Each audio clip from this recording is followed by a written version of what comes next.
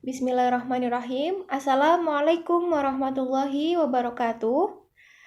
Di sini kami dari kelompok 4 akan mempresentasikan makalah kami yang berjudul Review Telaah Kurikulum KTSP. Baik, langsung saja. Untuk yang pertama itu ada definisi dari KTSP.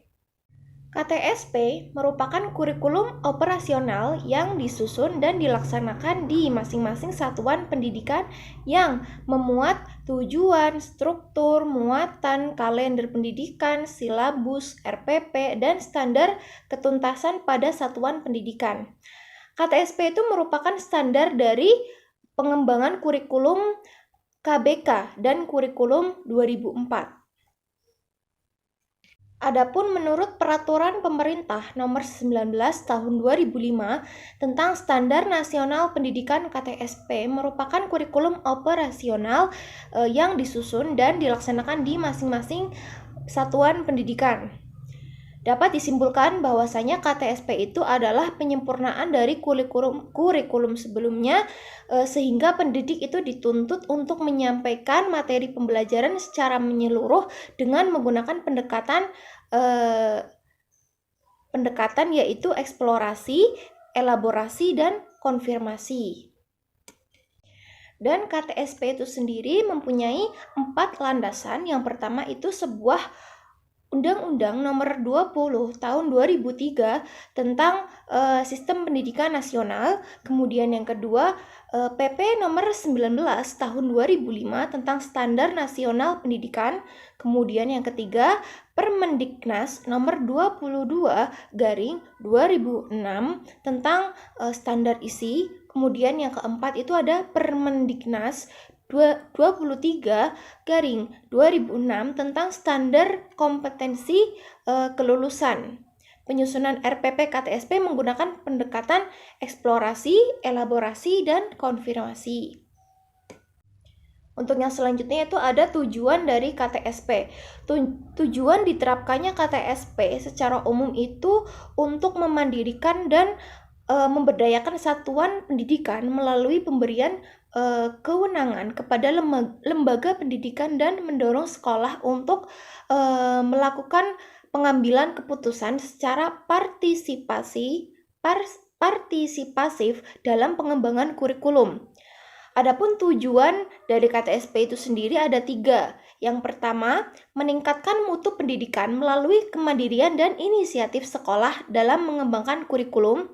Kemudian yang kedua, meningkatkan kepedulian warga sekolah dan masyarakat dalam mengembangkan kurikulum melalui keputusan bersama.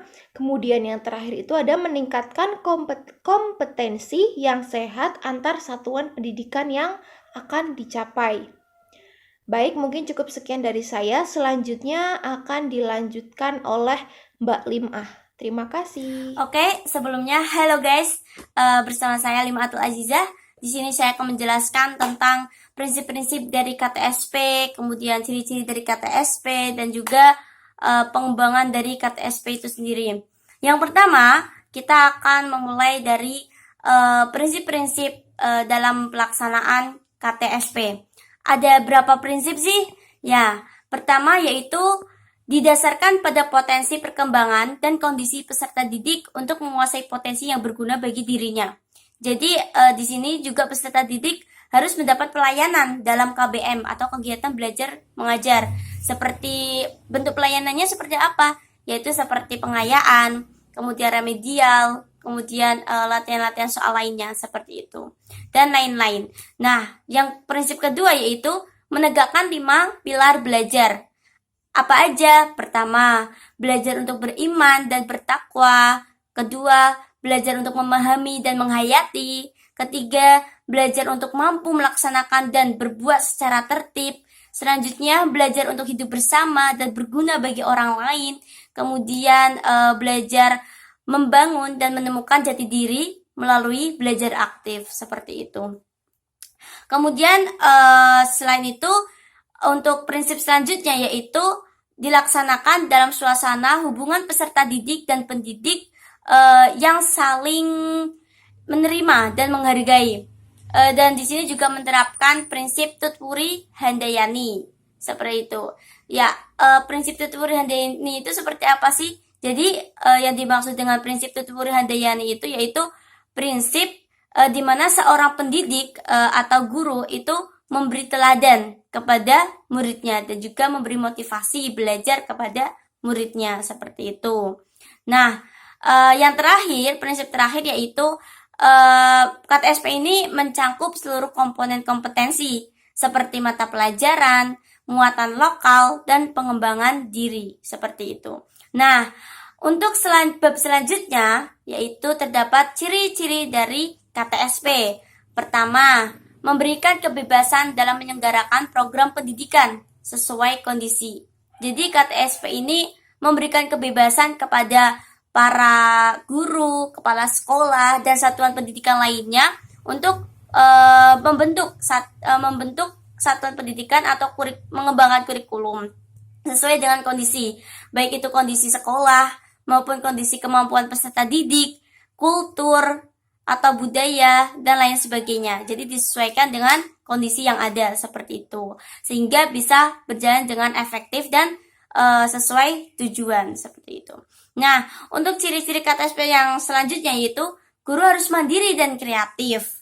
Ya, kita sudah mengetahui bahwasannya para guru itu harus mempunyai skill kreatif, harus dituntut harus bisa kreatif seperti itu ya.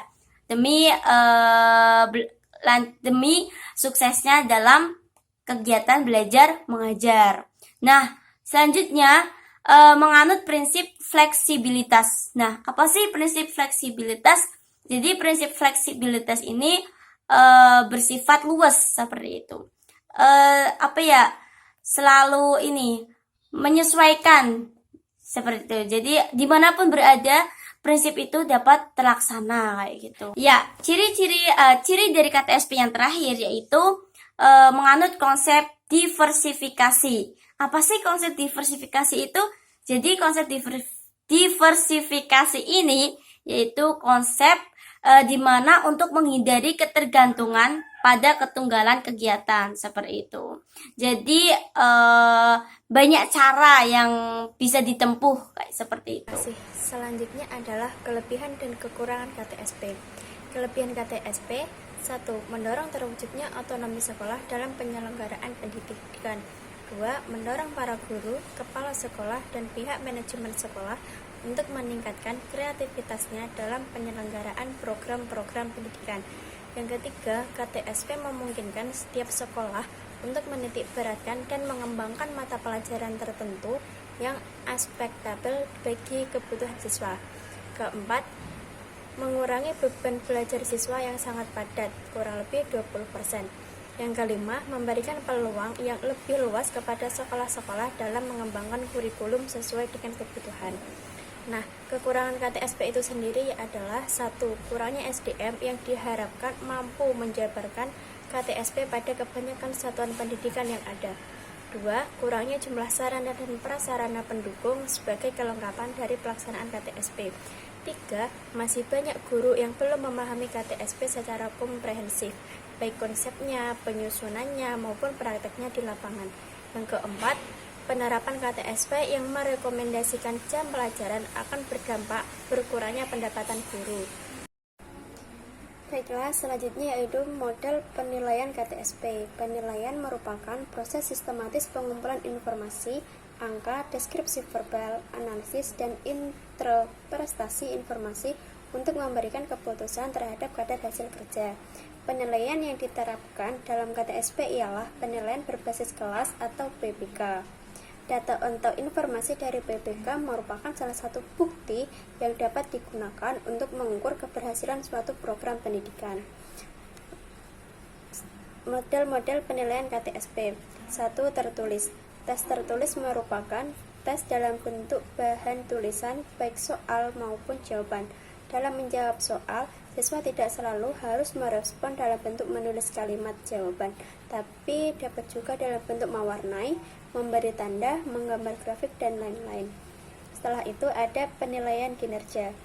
Penilaian kinerja merupakan penilaian dengan berbasis macam tugas.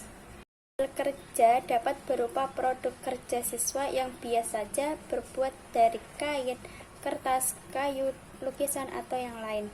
Yang keenam, penilaian sikap. Penilaian ini merupakan penyajian terhadap perilaku atau keyakinan siswa terhadap suatu objek, fenomena, atau masalah.